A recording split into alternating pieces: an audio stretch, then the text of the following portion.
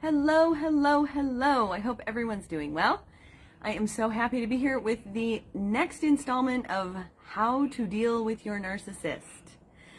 Before we get started, what happened to our beautiful sunny weather? Last weekend was so gorgeous for those of you in the Pacific Northwest or here where we are. We had this amazing event that happens every year and the weather was perfect. So I guess we should be happy about that.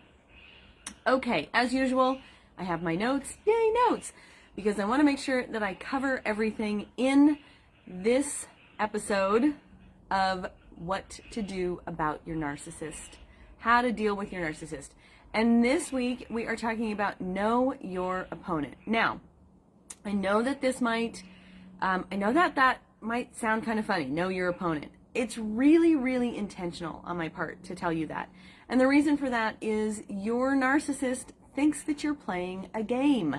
So if you think about it in terms of, and again, we don't think it's a game, right? We don't want to play this game. We don't want to have anything to do with it.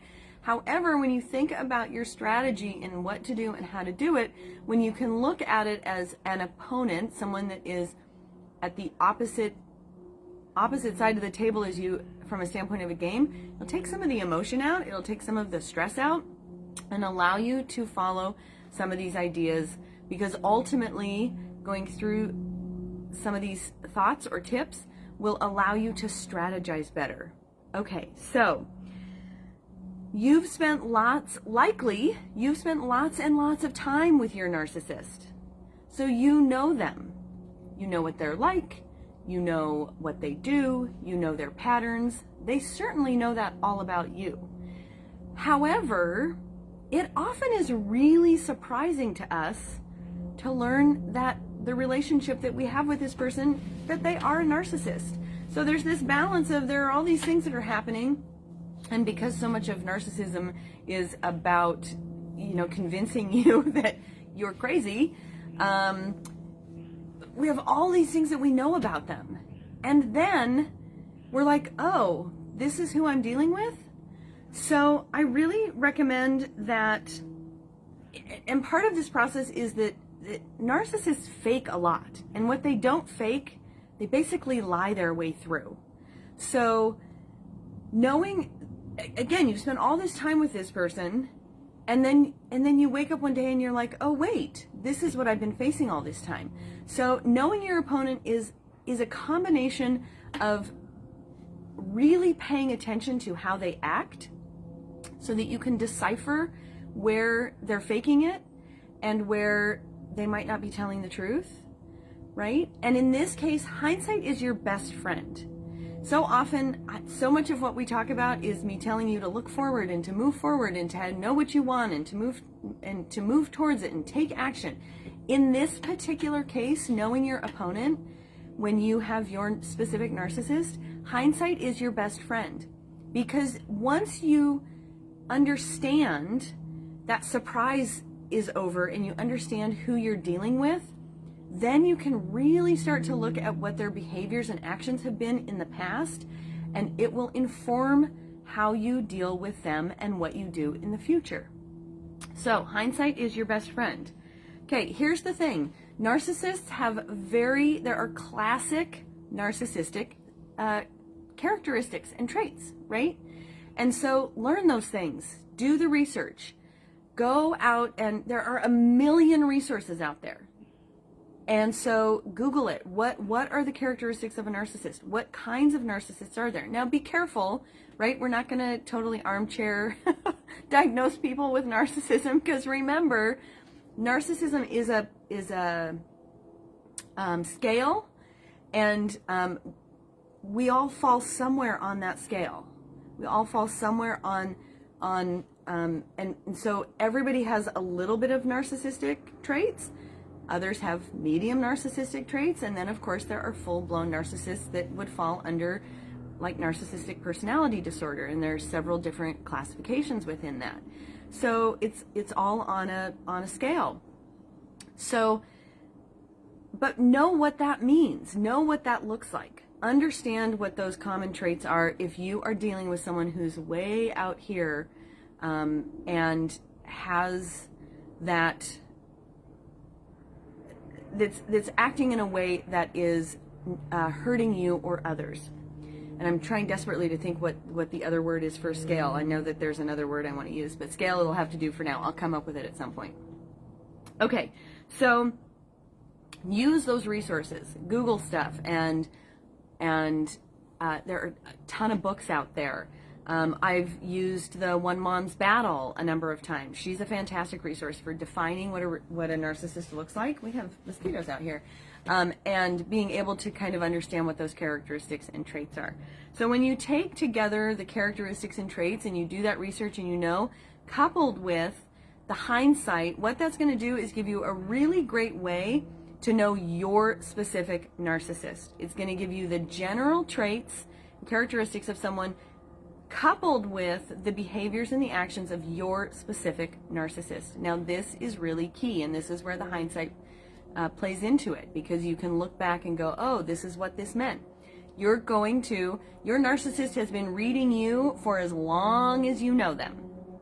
All right? They know every single button to push. They know exactly how to get you to engage. And now, with this knowledge, you get the opportunity to turn the tables on them.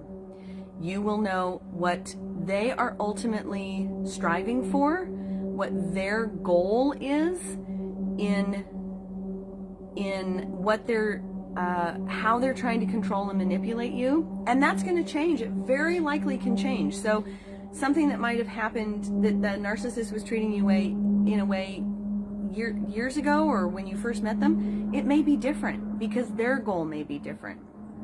And kind of the example of that is when you first get into a relationship with a narcissist, there's a whole, particularly if it's a romantic relationship, there's a whole lot of love bombing. There's a whole lot of making you feel like the most special person that anyone has ever met ever, right? And that feels really good. And so we lean into it without really recognizing what it truly is. Over time, sometimes this is a classic issue with narcissists, is that they start to, once they have built you up and put you on the pedestal, there's a time where that turns on a dime, and then they try to tear you down. So it's a very classic cycle, and if you're aware of what they're doing, then you have a better opportunity of not engaging in that cycle. So knowing who they are, knowing what they're doing, why they're doing it, and understanding that that can change over time, again, allows you to know who you're dealing with and act accordingly. It also, more than anything else, if you have been in a relationship with a narcissist and you have successfully exited yourself from that relationship, you've successfully left that relationship, there is a possibility, of course, that you will have that experience again in your life. And so really knowing your opponent, knowing what it looks like to be in a relationship, no matter what that relationship looks like with a narcissist, allows you to avoid it, catch the red flags earlier in the future. So that's another really key reason why knowing your opponent is effective. Okay, so it's funny because I wrote this out before I left, or before I came down, and I wrote really fast, so I'm trying to decipher my own handwriting. For those of you that know me, have ever been in a class with me, you know my handwriting is not the best. So, okay. Where all of this goes, we have an angry squirrel now behind us, where all of this takes you, when you look at all of the pieces that we've talked about in this live, where this takes you is it allows you to build your own strategy for what to do in these situations.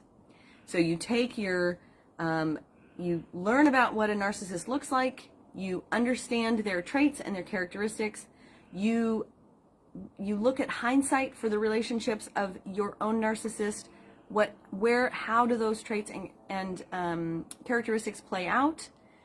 You then get an idea of kind of the game of life that they're tracking, and so that you can have your own strategy for how to deal with it. Really, really important to gather as much information as you can, clear your head as much as you can. We did a Facebook Live a couple weeks ago about clearing your head so that you have your own strategy for exactly what you want to do. Because sometimes you don't have the option to just not have interaction with them. I hope this has helped. Please let me know, leave comments below if you have any questions or you have any feedback, particularly about your experience with your narcissist. I'm always here to help, so reach out if there's anything that I can do for you. I hope everybody has a fantastic rest of your day. Love you all, and I'll see you soon.